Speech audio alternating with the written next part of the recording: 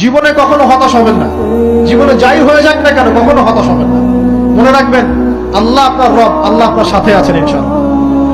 এই সমাজ আপনাকে যেভাবে শেখায়, কিভাবে শেখায়, এই যে স্কুল, কলেজ, ইউনিভার্সিটি, চাকরি, বিয়ে, সন্তান প্রতিপালন, আর তারপর ইন্না লিল্লাহি ওয়া ইন্না ইলাইহি রাজিউন, এই তো শেখায় নাকি? সবসময় মনে রাখবেন যে আল্লাহ রাব্বুল আলামিনের পরিকল্পনাই আপনার উপরে সবচেয়ে বেশি অগ্রাধিকার যোগ্য, সমাজের পরিকল্পনা নয়। পরিবার আপনাকে চাপ দিচ্ছে, চাকরি পাস না, পড়াশোনা করিস না, হ্যাঁ পড়াশোনায় কেন তুই 80 নম্বর পাইলি না, কেন চান্স পেলি না, কবে চাকরি পাবি, কবে আমাদেরকে দেখবি, খাওয়াবি, পড়াবি, এই যে চাপগুলো চারপাশ থেকে আসে কিনা?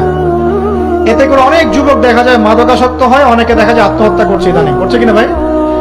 এই শব্দটা থেকে আমি এই পয়েন্টটা আজকে লিখেছিলাম যে ভুলেও আল্লাহর প্রতি বিশ্বাস এবং তাওয়াক্কুল হারাবেন না। সমাজ যেভাবে শেখায়, সমাজ চারপাশে যে চাপ আপনাকে দিচ্ছে, এই চাপে নিজে গা ভাসিয়ে দিবেন না। আপনি আল্লাহর কাছে দোয়া করবেন, আল্লাহর কাছে পথ চেয়ে নিবেন এবং আল্লাহর প্রতি তাওয়াক্কুল ভরসা করবেন, কখনো আত্মহত্যার পথ বেছে নিবেন।